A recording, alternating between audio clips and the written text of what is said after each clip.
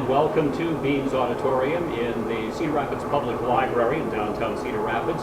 It has been a year now, almost a year next month, since Johnson County approved raising the minimum wage there, and now Linn County is considering doing the same. And that's why we're here tonight for this public forum, to listen to many of the pros and cons of increasing the minimum wage in Linn County. We have 4 people on our panel tonight. First of all, Linn County Supervisor Ben Rogers, who is proposing the minimum wage increase. Then Peter Fisher, who is the Research Director for the Iowa Policy Project. Sofia Mehaffey, who is a member of the Linn County Minimum Wage Study Group. And Richard Pankey, who is a local businessman who you may recognize from places like Riley's Cafes and the Butcher Block Steakhouse. So we're glad to have you all here tonight. We're also taking questions from the audience here regarding the issue of raising the minimum wage in Linn County. I'm going to begin, though, with Ben Rogers, because you're proposing this ordinance for the county. I'd like to have you just explain exactly what you are putting out there. What's the plan? Sure. I first want to start by thanking KCRG for blocking off this time for the audience to really have a better understanding of what the minimum wage discussion is. We did have a study group that recommended $8.25 an hour to raise the minimum wage in Linn County and then come back after the legislative session. What I'm proposing is a minimum wage scale and time frame that works well for both businesses and those 18,400 Linn County residents who make or who would benefit from a minimum wage increase. And so the proposal is to raise it to $8.25 by January 1st of 2017, and then $1 a year afterwards up until we reach $10.25. And this would be in line with what Johnson County is currently doing. And there's also talk in Polk County of raising it to $10.75, and additional other counties are starting to have conversations about raising their own minimum wage. What happens if the community in the county decides it does not want this? Cities have the option of lowering the minimum wage ordinance. Some people call it opting out, but what it really is that county will set an ordinance, and the cities can choose to follow it or not. And if they want to lower it to a certain amount, they are, according to home rule, allowed to do that. And there were several communities within Johnson County that lowered it. It's my hope that in talking with these municipalities and in spacing it out so that businesses have a predictable wage rate that they can budget for and anticipate, that the communities would hopefully sign on to the ordinance through its completion. Sophia, you were on the minimum wage study group. Why did the group feel that there needed to be an increase in the minimum wage? There needs to be an increase in the minimum wage due to the fact that our cost of living has continued to increase and our wages just have remained stagnant. It's been, I believe, 10 years since the minimum wage has been increased. The last time there was actually a minimum wage increase, I was in community college, and I can remember signing petitions and what a big deal it was then. The fact that it hasn't been done since then is unbelievable to me. We need to be considering our community members at every level and not ignoring the fact that people are struggling. Richard, you're a small business owner. Your reaction to this?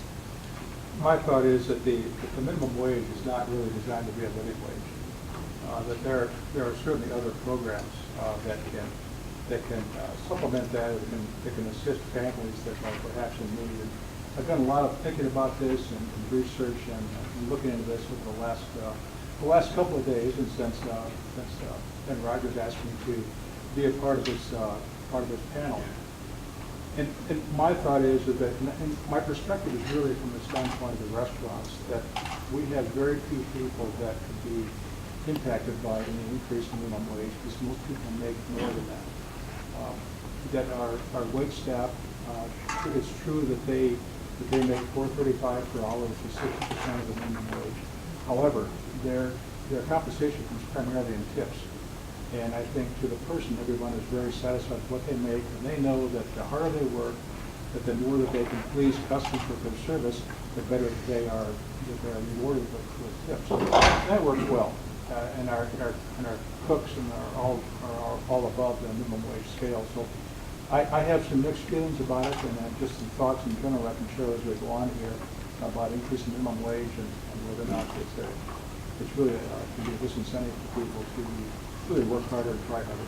You brought up that quite a few people who work in your businesses already are above the minimum wage. What exactly is the number in Linn County of people who are working for minimum wage? Do you have an exact or a rough guess on that? You're looking at me. Well, I think the relevant number is how many workers are making less than $8.25, $9.25, $10.10. There may not be very many right at the minimum wage, but when you raise it to $10.25, you're raising it for everybody who is making less than that now, and that's been said, over 18,000 workers conservatively estimated. Because some people who are making a little more than whatever the higher minimum wage turns out to be, their employer will raise their wages as well to keep parity within the establishment. So 18,000 is a lot of workers. 18,000 is a lot of workers. One thing in my little research I did, I'm a former minimum wage worker. My first job in broadcasting in 1966, I made $1.25 an hour. But looking back at that, I just found out that adjusting for inflation in today's dollars, that would be a little over $9 an hour. So are we keeping up at all with what's happening in the workforce? No, we haven't. I mean, if we go back to 1968, which was when the minimum wage was at its peak, the wage has lost about 25% of its purchasing power since that time. But a more important measure, I think, is if you think about how worker productivity has increased since that time. It used to be that wages went up as workers produced more per hour of value for their employer. That hasn't happened, and as a result, wages and the minimum wage have fallen way behind. If the minimum wage had kept pace with the growth in labor productivity since '68, it would be over $18 an hour. Well, this is a question concerning the 3-year period that you're proposing. Why 3 years till $10.25? Why not sooner, like no longer than 2 years? The 3-year proposal is really that's our conversation starter, and it really is to, first of all, understand how an increase over 3 years would be received within the community of those who are small business owners, for those who make the minimum wage, and ultimately the municipalities that would vote to either follow our ordinance or reduce it. And so a 3-year period gives businesses time to anticipate what their labor costs would be able to change their business model, adjust pricing, really be able to anticipate if they're paying lower than what the minimum wage would be, to anticipate those costs. So a 3-year is just a starting point. Some people would like it shorter, and that's certainly up for discussion. But with the people I've talked to, that $1 a year for 3 years is it's an easy number to understand, and it's an easy concept to implement. What options are there for businesses that cannot afford such an increase? There are exemptions in state law for businesses that I think gross under $300,000 in sales. There are a lot of other exemptions. There's training day, I think 90-day training exemption that they can pay lower wage. So for those that can't, what we would hopefully be able to accomplish is giving them the ability to look at their business plans and understand how they're suited to be a contributor to the minimum wage. The state will take this up at some point, because this is very similar to the smoking ordinance, where the counties started taking their fate in their own hands and wanted smoke-free restaurants and bars, and the state came in and made it uniform. At some point, the state will raise the minimum wage, and so hopefully businesses will also be able to anticipate if the state does it.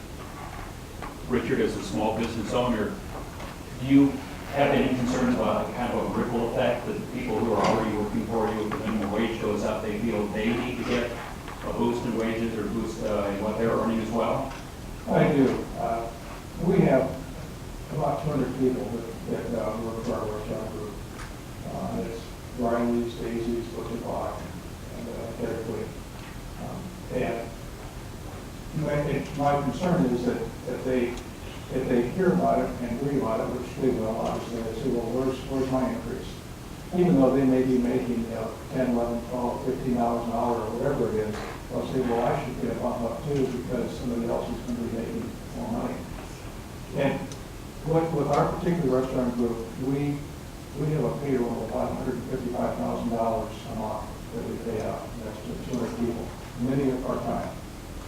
And if there's an increase, and let's say it's an increase of 10% on average, so we have to increase, that's another $15,000 to $17,000 per year that we would have to per month that we would have to absorb.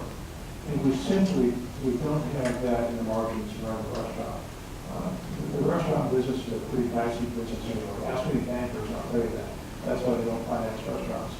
But it's a very thin margin. It truly is. And I know that some people complain that they never have money, but I tell people we take in $1, we spend $1.05. We're just turning dollars over all the time. And it's my concern is that if we do experience an increase in minimum wage, and I don't doubt there's going to be some, that we will have to increase menu prices. We just will. If we increase prices as $1 increase in minimum wage, the menu price may go up 5 cents, or excuse me, 5%. So your hamburger costs $10, it costs $10.50. And that will go on then for 3 years, so it is increased by another $3, and it just costs more. So with the increase in minimum wage, the cost of living will increase, our costs will go up to the consumer. And one of my concerns, Bruce, is that if the cost begins to go up, people will opt to go to Hy-Vee or Fairway and go buy a loaf of bread and peanut butter or whatever and stay home that night and not go out to eat. And therefore, our business will drop off. We have less business, less need for people, and the cuts down. So it's kind of a cyclical type thing. It's truly inflationary, but I see an impact. But we would have to pass that cost on to the consumer, and hopefully they will still enjoy the food enough to come in. And for the cooks and the waitresses, all make the tip money and go on. Isn't there a counterfeit to that also, Peter, that raising the wages also raises the level of money that those workers who are getting the increase are going to be spending and helping the economy in that respect? Yes, exactly. I mean, when you raise the wages of low-wage workers, you're raising the wages of folks who spend most everything they earn. They spend a lot of it in the local economy. I think that's the main reason why studies that have looked at the economic effects of minimum wages find little or no effect on employment. Because on the one hand, you're raising the costs to businesses, but on the other hand, you're putting an immense amount of purchasing power in the local economy that's going to be turned over and spent at those restaurants and grocery stores and other places. I think that's been enough, and where minimum wages have increased, it's been enough to offset the negative effects of reform on the community better off. These are things that, Sofia, that I'm sure your group really was considering when you were researching this and getting into making your recommendation. Absolutely. What did you look at? What type of impact it would have? Did you talk to small business owners about their opinions and how this would affect them? At each meeting, there are small business owners in attendance, and they generally get comments for the periods for public comment. Things that we considered were the impact on the citizens of Cedar Rapids, how many people would benefit from it. I personally am a person who has lived on minimum wage. I have lived in poverty. I have been on supplementary programs that are intended to help people in those situations. But I think it is incredibly important to consider for individuals who are working full-time, should they have to depend on supplementary programs to live? Is that what those programs are designed for? To help people who are working full-time, potentially both parents in a two-parent household working full-time, is the thought that they are then to be using supplementary programs like your SNAP or housing assistance, et cetera, cash assistance to survive? Or should they be able to sustain themselves by working full-time? I think in a two-parent household, people should be able to handle their affairs. Feel free anyway. Any of you, by the way, if you have a response to what somebody else says, you jump in. There was an interesting point in the opening of the owner of the meat shop who said that her employee could now actually work 2 jobs instead of 3, and that's one of the biggest ripple effects of the minimum wage increases. Well, first of all, let's call the minimum wage what it is. It's a poverty wage. No one is going to live without supplementary assistance on the minimum wage. But raising the minimum wage has quality of life implications. And it means that someone can maybe work 2 jobs instead of 3. They can be at home with their children. And we all know the impact that children, particularly in early childhood development, of reading to your children at night, or being able to go to parent-teacher conferences, or having a job that may even give you paid time off, which some part-time jobs and part-time employees don't receive. So if they have to go and spend time with a sick child, that is money out of their pocket. So there really is a ripple effect in terms of helping people help themselves. They achieve greater independence and a higher quality of life. And we're doing so, hopefully in a thoughtful manner, that businesses understand the reason why there is a need for this, and that minimum wage earners and the families can sort of benefit from it. I think a lot of businesses do understand the need for it, don't you, Richard? But they also, like you were talking about, you're looking at your bottom line too. Right, and we are, and I say the margins of the restaurant are pretty thin, and what keeps us in, we have 8 restaurants right now, that are open and operating restaurants. We didn't close one in Fairfax, but we have 8 that are operating, and soon open another one.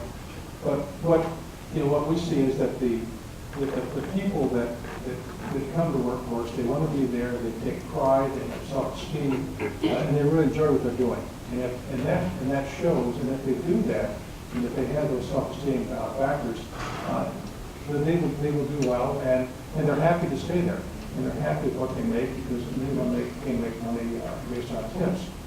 I don't know that $1 or $2 more an hour is going to increase someone's self-esteem or their pride. There may be some situations, but at least in our restaurant group, I don't see it. But I did look at some things, and Peter may respond to this, the Earned Income Tax Credit Program. And I didn't know a lot about it. I read about it the last couple of days, and that was really a program put in 1975. It was really designed to fill that gap in, to be there, and it's really more specifically designed to get to poverty households as opposed to minimum wage. And that was some of the arguments, and that has been increased 5 times since 1975. But that's probably a better way to get at getting more money into rural households. And for our restaurant group, we're fortunate here in Cedar Rapids, but I do know that it is hard to find people to work. There are as many health wanted signs out now as there are political signs during campaigns. There's just a bunch. And people, business owners I've talked to, they cannot find people to step forward and work. And I think that we know there are a number of people in our society that choose not to work. I think we should have some kind of transfer program or welfare program, and that's comfortable for them. And, and as a business owner, it's frustrating because I see people like this person in the workforce. We could train them, they could have these skills, but yet they don't want to. And that's probably a bigger problem than we're going to try to solve tonight. But it's something that we see because they can have a life to them that is fairly comfortable living on a welfare program. Maybe it's what they want, but it's what they have chosen right now. And a boss of mine in Kansas City said once that you're where you're at because that's where you want to be. People make choices, they make decisions, and sometimes that's what people want them. It's kind of a hard fact, and I've been there, and I understand that it's, and I don't know if the minimum wage is going to solve all the issues. It's more self-esteem and people's personal drive to move forward and to better themselves. Can I respond to that? Yeah, I really don't think that the kinds of work support programs that we have are allowing people to live very comfortably. And one of the studies that we do at the Iowa Policy Project every 2 years is to look at the cost of living in Iowa. And to be at a reasonable level, a minimum sort of family subsistence level requires a wage of $12, $14, $16, even $20 an hour for a single parent. And most of the work support programs that we have, eligibility ends well before you achieve that basic subsistence level of income. And I think it's also important to think about the argument that low-wage work isn't meant to be a living wage. Isn't meant to be living family supporting work. I mean, in an ideal world, I think that would be the case. But the fact is, there are a lot of families, a lot of people supporting families on very low wages, on minimum wages. Only 20% of the people who would benefit from a 10-10 minimum wage in Linn County are teenagers. Almost as many, in fact more, are older, are age 40 or older. Over half of them work full-time. It's not just part-time workers. Statewide, over a quarter of people benefiting from the 10-10 minimum wage have children, and on average they're providing over half the family income. So like it or not, we're in a low-wage economy, nationally and in Iowa, and it's pretty hard to support a family in that kind of an economy, and a minimum wage increase would help people do that on their own without public support. Yeah, just a statistic, $7.25 an hour, the current minimum wage comes out to, for 40 hours a week, comes out to $290 for that week, $15,080 for a year. That's not much in today's world.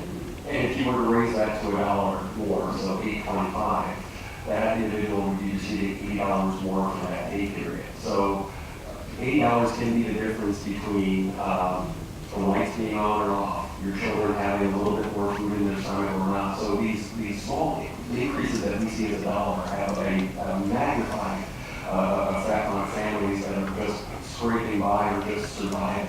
And in conversations I've had with people, I was really touched by the story that this person shared with me, that she had a professional career, had a little bit of savings, found herself not in that job anymore, and is now managing lifeguards at maybe $11 an hour, but it said that she needs $16 an hour to meet basic needs. And it really hit me that every hour she's working, she's falling behind. And we have so many people like that in our community that just want to meet basic needs, but aren't able to get there. This individual is lucky because she has savings and can draw from it. But the idea of working and losing ground every hour really has an impact on folks. And I don't think it's a lack of wanting to work hard. I think it's I'm working so hard and I'm not even getting ahead. This question from our audience concerns the county's authority in doing this. I know in Johnson County there have been concerns expressed about will their ordinance stand up to a legal test, and where in the county charter or in the supervisor's job description does it instruct you to set wage policy? Under the home rule charter, counties can implement ordinances like this that comply with state or federal law. And so like with any ordinance, you can have a challenge, and the person challenging would have to have standing in court. But I don't know the exact code section, but under home rule, counties are allowed to implement ordinances like that, and that's why Johnson County did it. Polk County is now mirrored our study group and is making a recommendation. Waples County, Sioux County. And if the state doesn't take any action this legislative session, I think we'll see a lot more counties using home rule to do what's best for their constituents. Governor Branstad has come out and said that if a minimum wage increase comes out of the legislature, he would consider supporting it.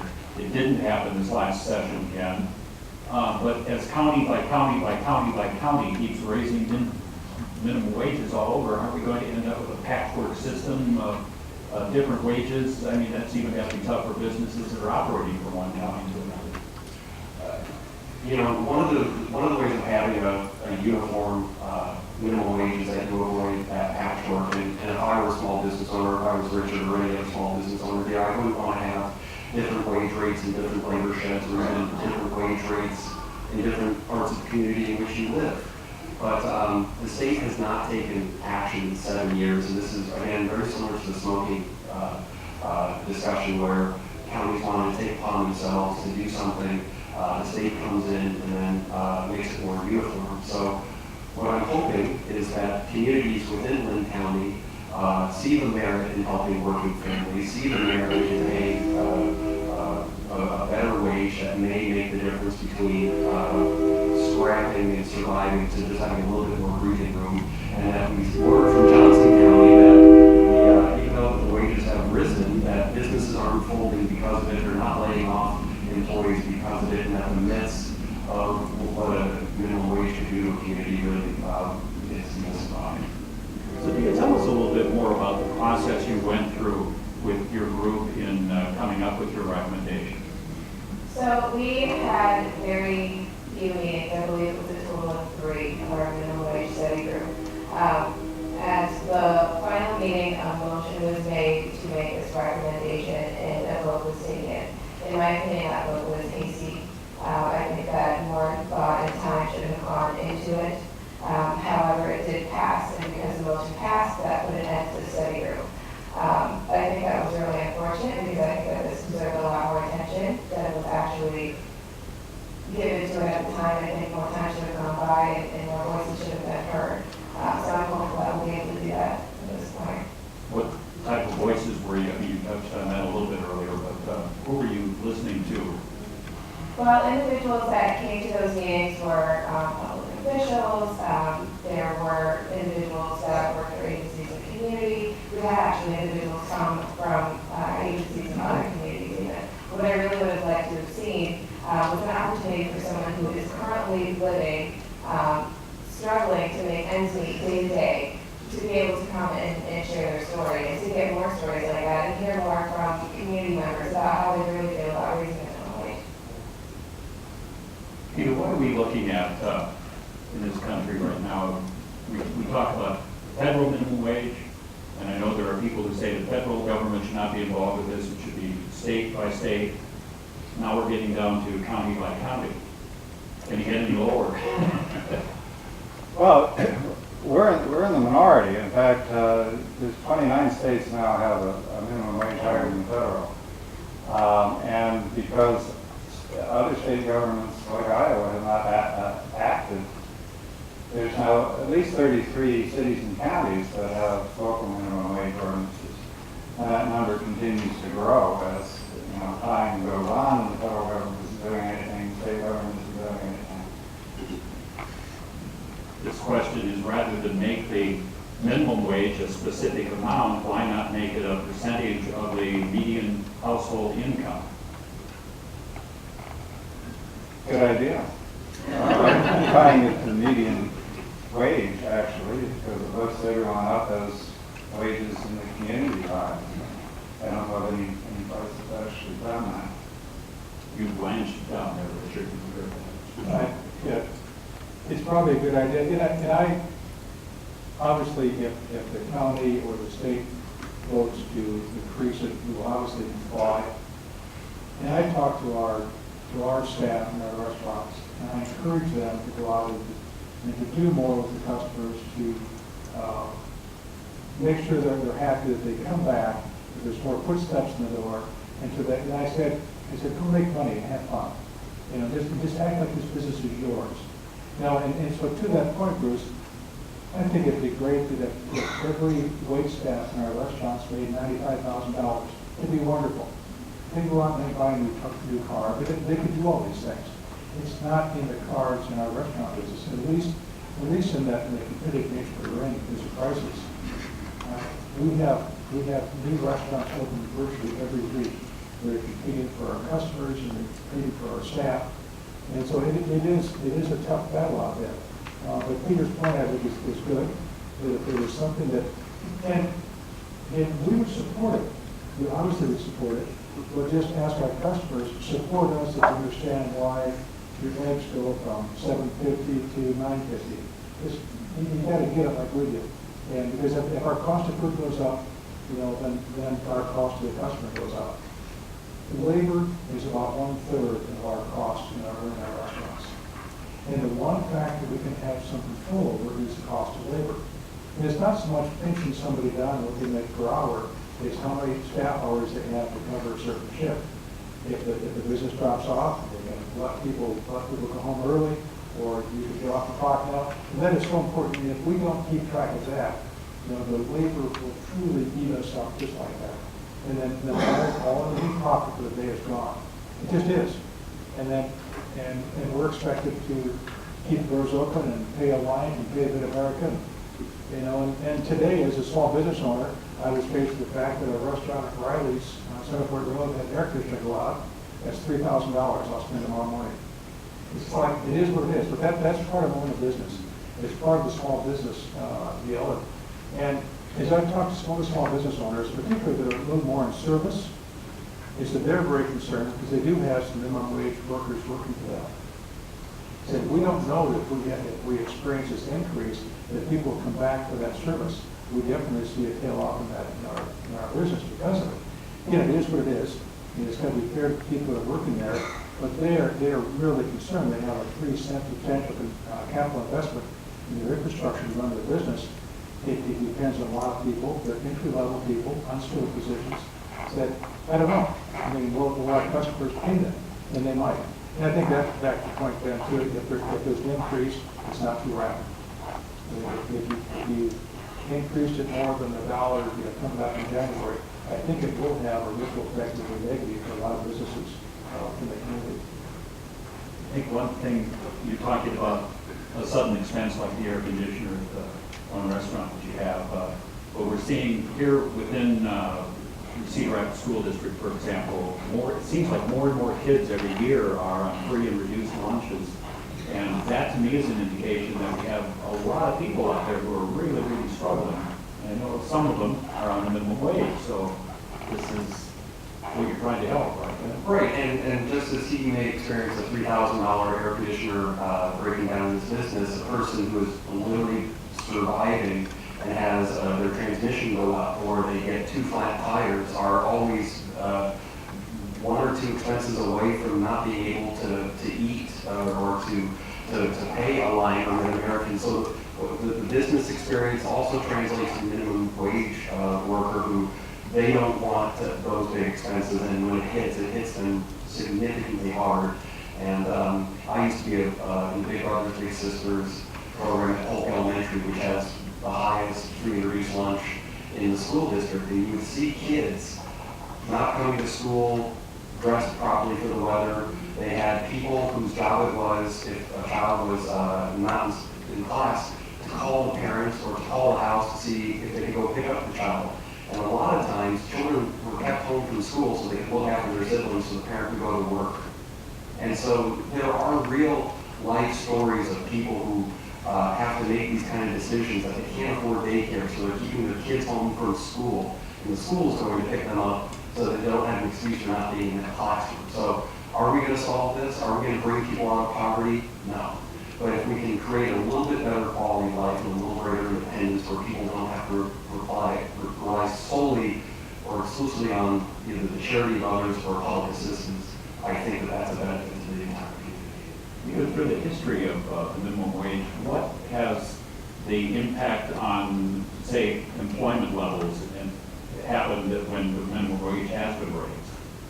Well, that's been a topic of debate for a long time. I think for a county-wide wage increase, the recent research that's most relevant looks at hundreds of counties across the country, not that have local minimum wages, but that were next to each other, divided by a state line, where one state had a minimum wage $1 or even $2 higher than the other.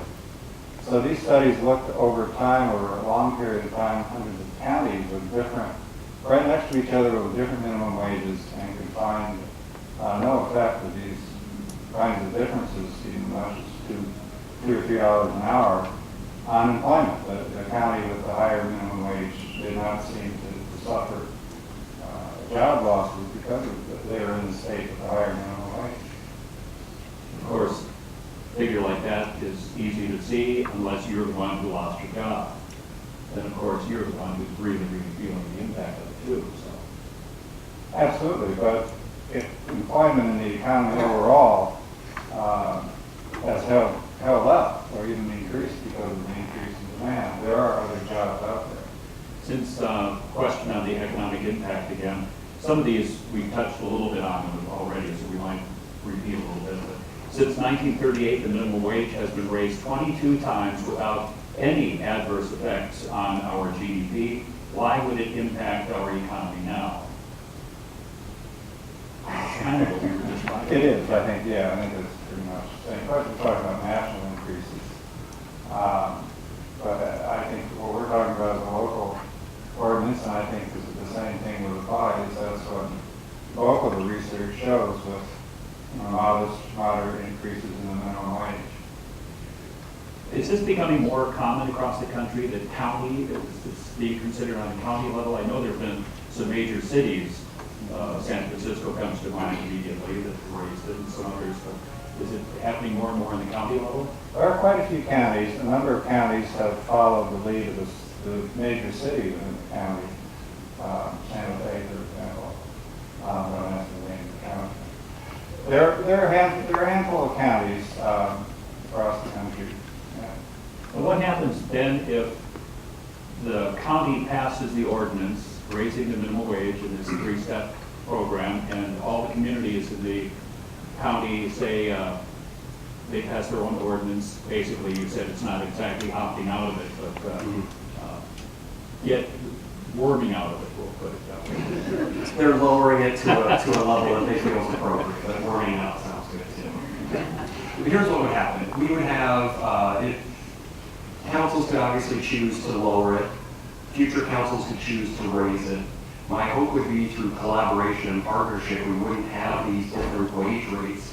What would, in that scenario, if every city said, we're just going to go to the next dollar step, and that's as far as we're ever going to go, the county ordinance would then take effect in the unincorporated cities in Linn County, Cog, Walker, Bertram, Prairieburg. So then the county would have to have then discussions of, would we want those wage rates in those communities? So, maybe the county would have to change its ordinance to meet where the cities are. But our goal is, again, through having extensive conversation with the city and their business leaders and community members, and having a common sense phased-in approach that is an understandable number for a certain number of years. I would hope that the cities would sign on to it.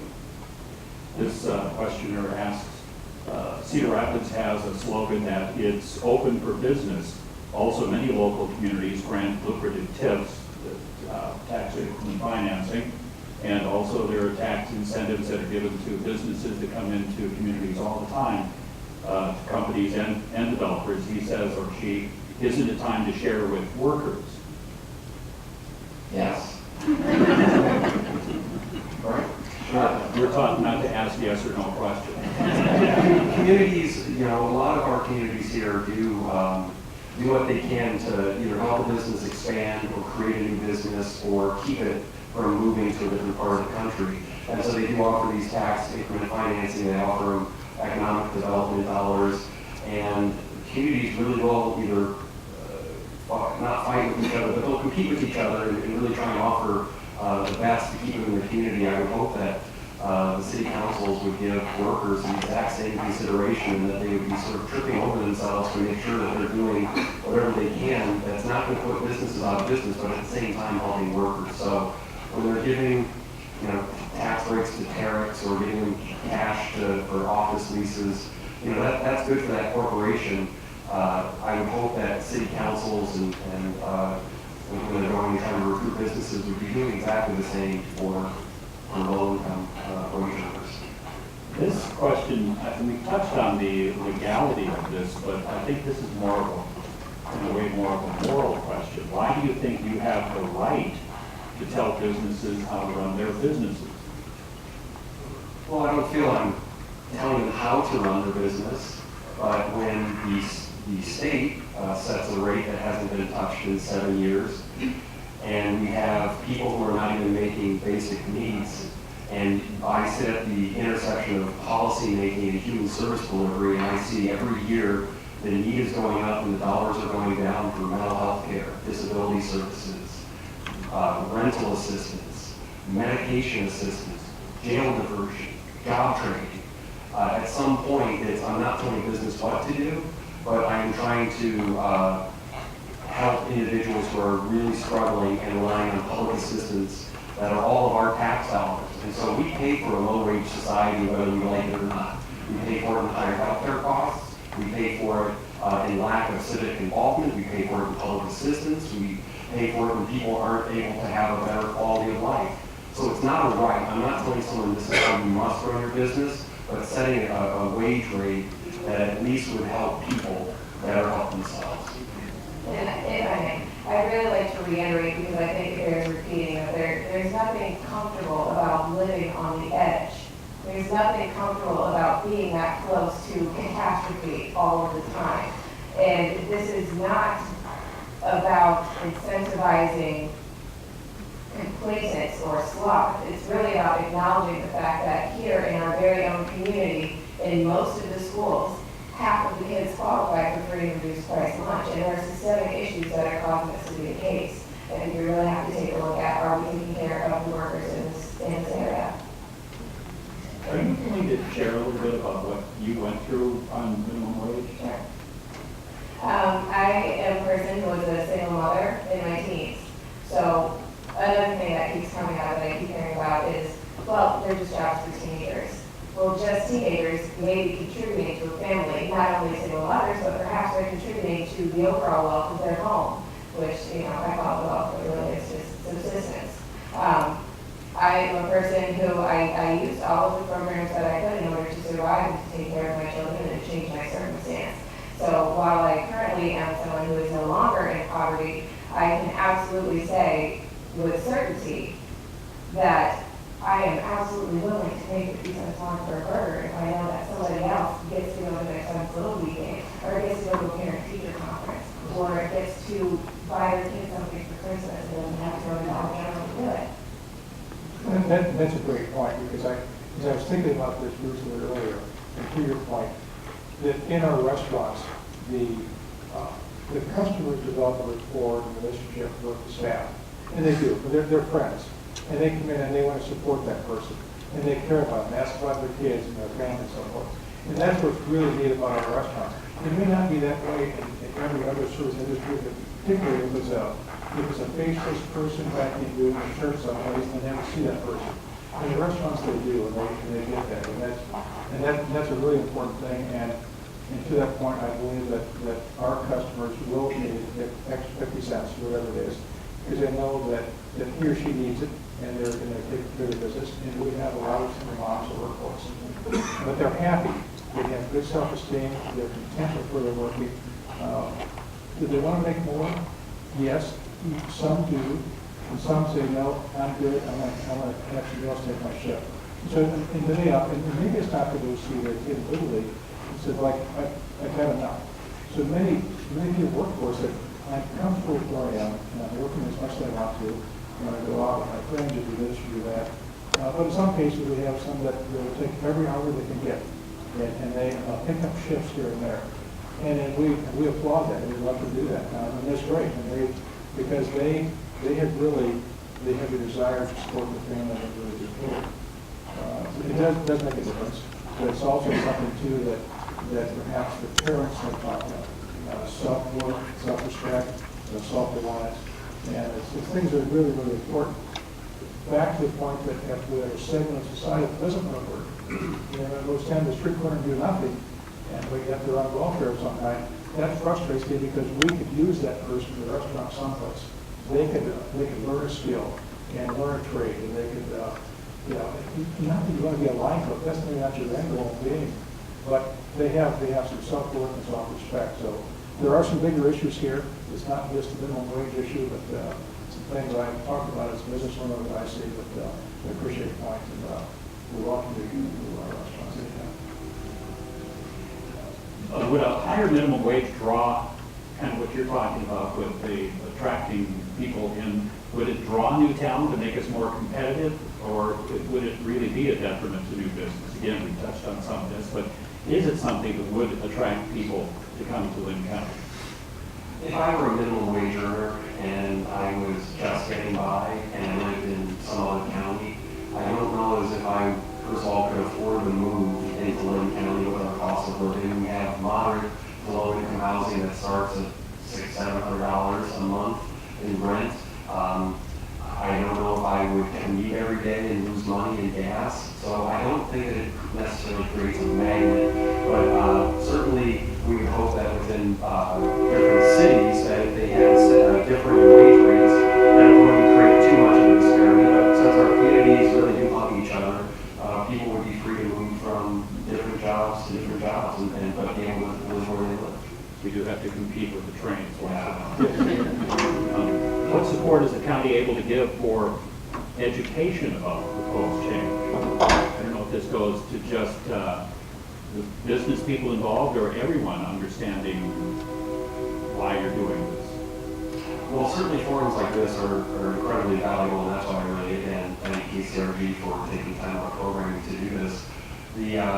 If you're a business owner, hopefully you're aware of exemptions that exist, and hopefully the state is also assisting in helping businesses know what they qualify or not qualify for.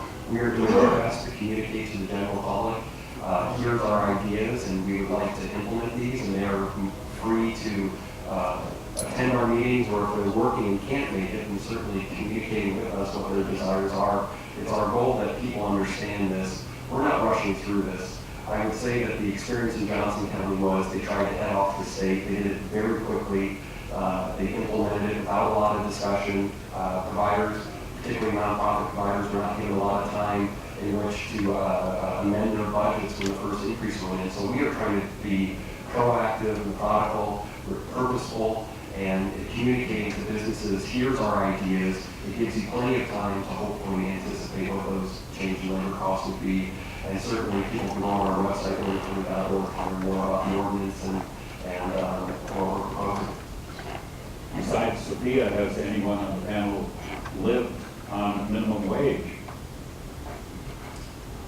I worked for 4 Oaks right out of college, or a few years out of college. I was making roughly around $18,000, probably over federal poverty, and certainly that was a little bit higher than minimum wage job. As a single person, I had a very inexpensive car. I had very inexpensive rent.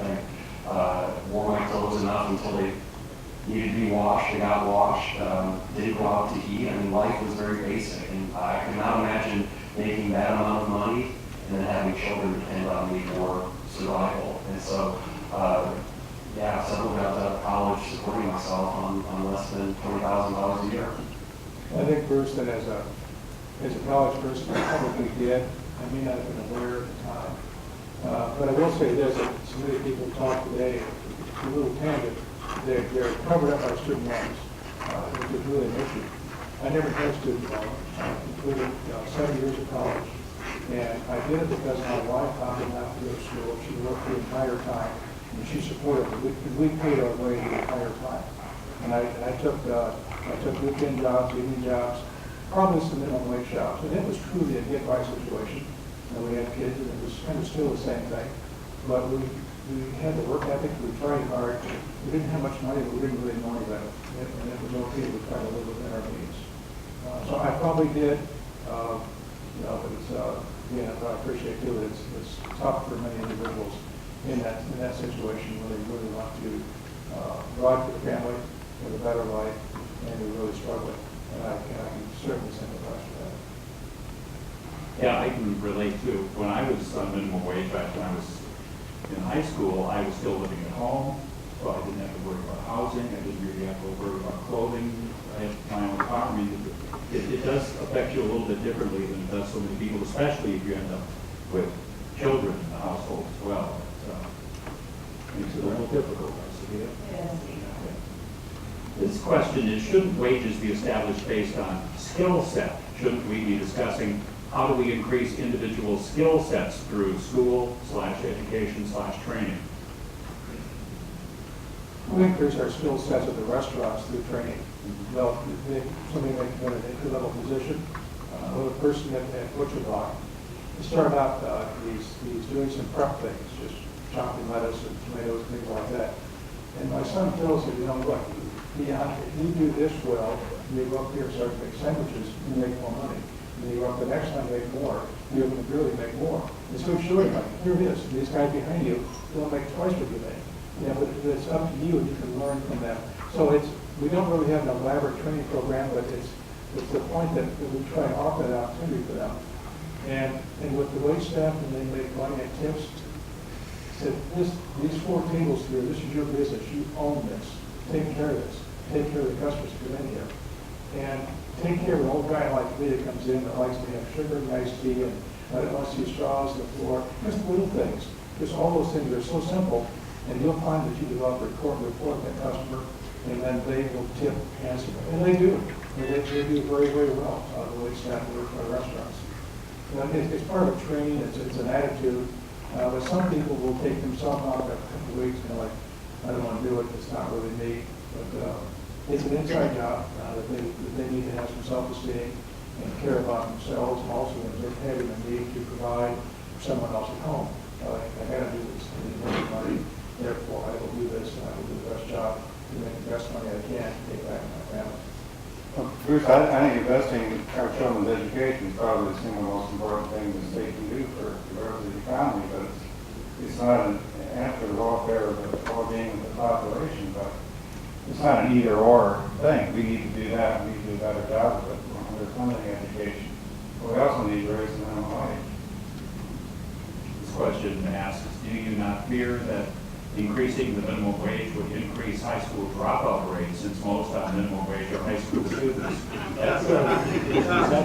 Well, Dr. Fisher's data would prove and does show that under 20% of those 18,400 Linn County residents that can benefit from a minimum wage increase are under the age of 20. And I would hope that students would look at the alternative of making not very much to get by as an alternative of going into the building trades or learning a skill. I don't think that we're incentivizing people. There's no glamorous lifestyle on minimum wage. I think anyone can, whether you're on both sides of this issue, it's not glamorous to be on minimum wage. I don't see people wanting to drop out of high school to get a minimum wage job. That's just my personal. Speaking anecdotally, it took me, I want to say, 4 years out of college to no longer qualify for the assistant program.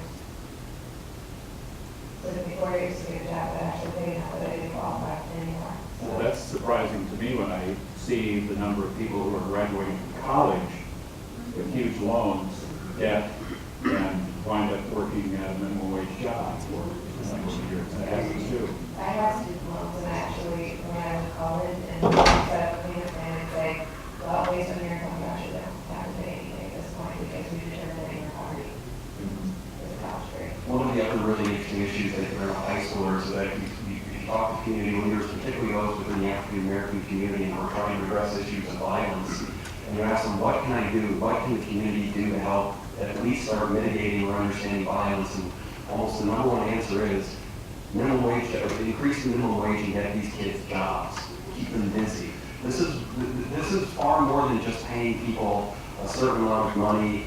This is really about quality of life. And when you have these experts, both law enforcement and community leaders, saying that one of the best ways to even start having a conversation of dealing with community violence is ensuring that kids have jobs, it makes our discussion so much, I think, more important, and hopefully sheds another light on really the importance of minimum wage.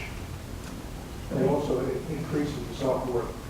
If somebody has a job that they have a reason to be there, they're scheduled, and they have certain expectations, it can be huge for that person. Particularly to the employer that gives them respect, and they have at least verbal rewards for what they're doing. It's a really big deal as opposed to sitting home doing nothing. I think this will probably be our last question. For people who support the minimum wage increase and proposal being made, what is the next step?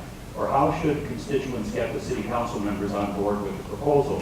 Will there be future meetings or additional forums that will involve the cities? Well, I recommend anyone, really who has any opinion on this, but certainly if people are wanting to see this happen in this community, then advocacy happens. Grassroots is the best way to advocate, and I think decisions are made by those who show up. And if you make your voice known to the Cedar Rapids City Council members, the Hiawatha City Council members, and the area City Council members, and the surrounding communities, but particularly those large three, and you say that you're in favor of this, policy is often determined by the number of people that show up or email or communicate their concerns. They are elected to represent you and be your voice. And so I would highly recommend advocating to those community leaders and to those municipalities your vote in favor of. We only have a couple of minutes left. Why don't we just get a brief word from each of you on kind of wrapping up your thoughts in forum here. Again, thank you everyone for your participation, and certainly those who are home, and thank you to my fellow panelists. It means a lot to me that we have this level of expertise available to us to discuss this. County government, as I said, really sits at this interesting crossroads of policy and human service delivery, and when you see every day that dollars are diminishing, but the need is increasing, and you see how programs that really help people help them in other areas of their life, that is why I've called the minimum wage a moral and economic imperative for me, because I have not only worked with at-risk youth, I've been in the schools, I've been in the Big Brothers Big Sisters program. I see our constituents who rely on services because they can't make enough. This is real for me. And when I hear stories like Sofia and others, it almost makes me feel like there's a certain trauma in having to just get by in poverty, and that we don't acknowledge enough what it does to someone, what it does to a family, and that if the one thing that we can do is help increase it, and we improve quality of life, then it's worth it. Okay, you took up most of Sorry. your time. Your reporter. It's long overdue. We need to raise it, and we get 10.25. We need to index it to inflation, so it increases with the cost of living, just like Social Security and other programs. Thank you for having me and for allowing me to speak. I just really want to say it's important to remember in our community that people who are struggling are not some faceless other. There are people right here in our own backyard who are struggling every single day, and we need to acknowledge that and make sure that everybody in Cedar Rapids and in Linn County has an opportunity to do the things that we all want. Richard, we're down to 30 As seconds. I said earlier, I'm kind of a free market guy, but obviously there's going to be a movement towards the minimum wage. I appreciate the county talking about it, Ben and Ben is here. I think it's a state thing. I'd like to see the state act on this and take some initiative towards a statewide program that we really know is the new uniform program. Thank you, thank you. That concludes our forum tonight. I want to thank our panel members and thank you for the questions from the audience. We hope you got some answers as well. I'm Bruce Aune. Have a good night.